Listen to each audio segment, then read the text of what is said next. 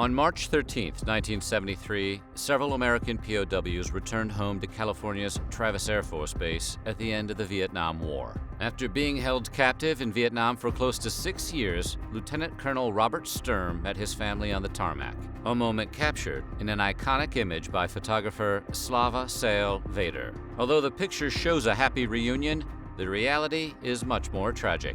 Today, we're exploring the sad, complicated story behind the Pulitzer Prize-winning photograph, Burst of Joy. But before we get started, be sure to subscribe to the Weird History channel. While you're there, we'd be much obliged if you would leave a comment and let us know what other Vietnam War topics you would like to hear about. Okay, time to look at this photograph.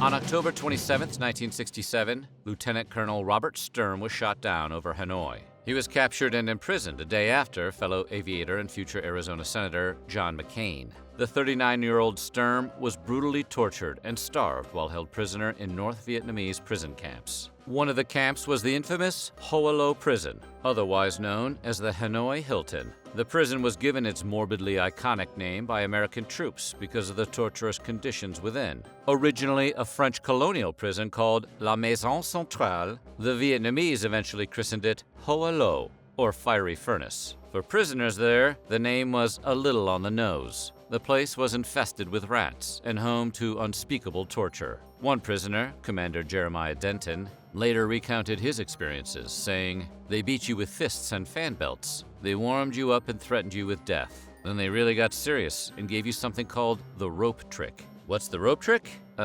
Remember that trick Mel Gibson does in the Lethal Weapon movies? You know what? Don't ask. Denton, who also later became a United States Senator, was famous for blinking out the word torture in Morse code during a propaganda film made by the Viet Cong. This effectively confirmed to naval intelligence that POWs were being abused in Vietnam. During this time, Stirm spent nearly a year in solitary confinement. At one point, he weighed only 100 pounds, roughly the same as 2 Costco bags of dog food. That's, not good. Stirm kept himself going by thinking of his family, and he, Denton, McCain, and countless other soldiers managed to survive the horrors to eventually come home. He later told the Associated Press, "The momentum to stay alive for my family's sake was very strong. I had 4 neat children and what I believe to be a neat wife that I wanted to get back to see. That's a strong incentive." Following the Paris Peace Accords in 1973, the U.S. ended its involvement in the Vietnam War. Between February and April of that year, 591 POWs from North Vietnam were liberated and sent back home in what was known as Operation Homecoming. Returning POWs struggled to integrate back into their old lives,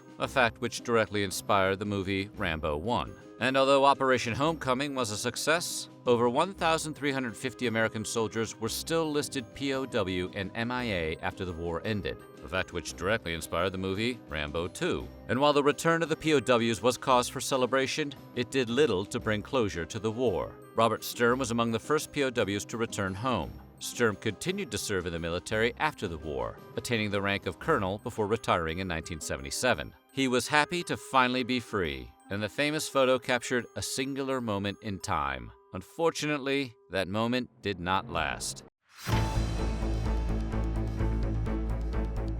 The Burst of Joy photograph is iconic, but it's not as happy a reunion as it suggests. Looking at the image, a complicated story begins to unfold. At first glance, we see a delighted young girl running to embrace her father. A look of sheer joy and relief is visible on her face. Behind her, other members of the family excitedly rush towards Stirm, but his wife Loretta trails towards the back of the line, at the very edge of the photo. The photo's symbolism, starting over, healing, and reuniting after a terrible war, was far from true for the Stirm family. 3 days before his return to California, Loretta sent Stirm a Dear John letter, ending their marriage. To say that letter was unpleasant would be like saying the Hanoi Hilton had a subpar turn-down service. Their relationship was already strained.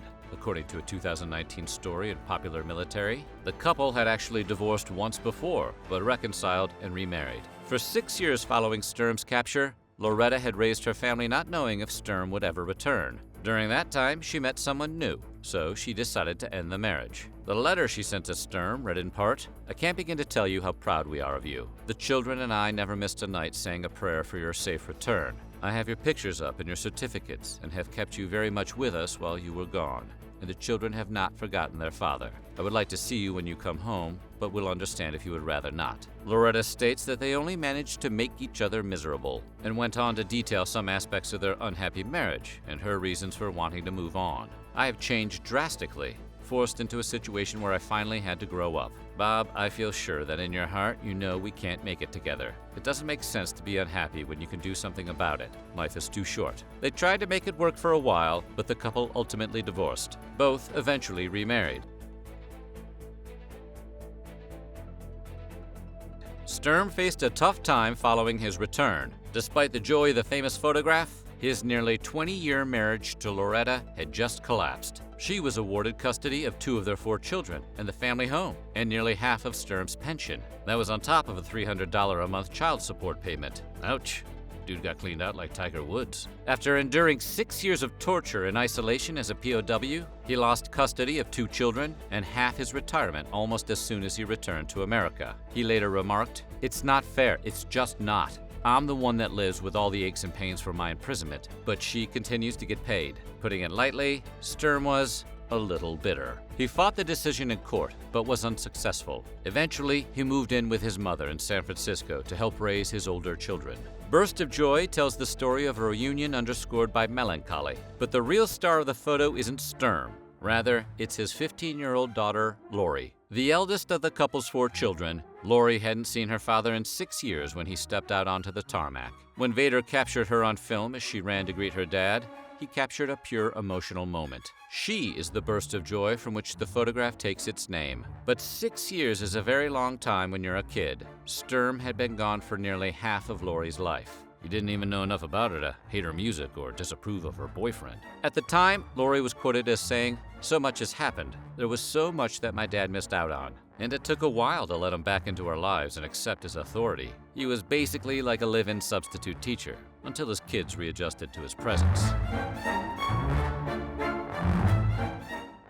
Sal Veder saw a lot of tragedy during his time covering the Vietnam War. Though he never actively covered combat, he was sent to Vietnam twice by the Associated Press. In the States, he mostly worked on the West Coast, and during Operation Homecoming, he found himself assigned to Travis Air Force Base. He was in the photographer bullpen on the day Robert Stirm returned home in 1973. As Vader watched that day, he noticed something strange about the contrast between Stirm's stoic walk and his family's rush to greet him. Reflecting on the photo, Vader told The Guardian in 2015, "This family came out of nowhere, got out of their car and dashed for the soldier, who'd been a POW for 5 years. I saw them out of the corner of my eye, turned and started shooting. You could tell, even at a distance, what they were feeling. It was all over them, their faces, the way they all broke into a run. There was a surge of emotion from the crowd, too." Burst of Joy would go on to become an iconic image of the end of the Vietnam War, and Vader won the Pulitzer Prize for his efforts. But the subjects of the photo have a very complicated relationship with its legacy.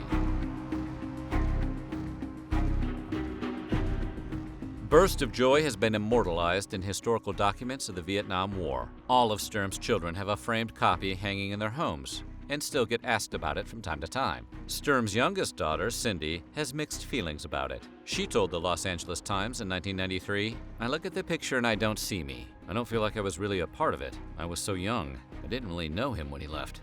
I thought it would be wonderful to have a dad because all my friends had dads at their functions." When asked about it more recently, Lori summed up the family's feelings about their father's return. "We have this very nice picture of a very happy moment, but every time I look at it, I remember the families that weren't reunited and the ones that aren't being reunited today.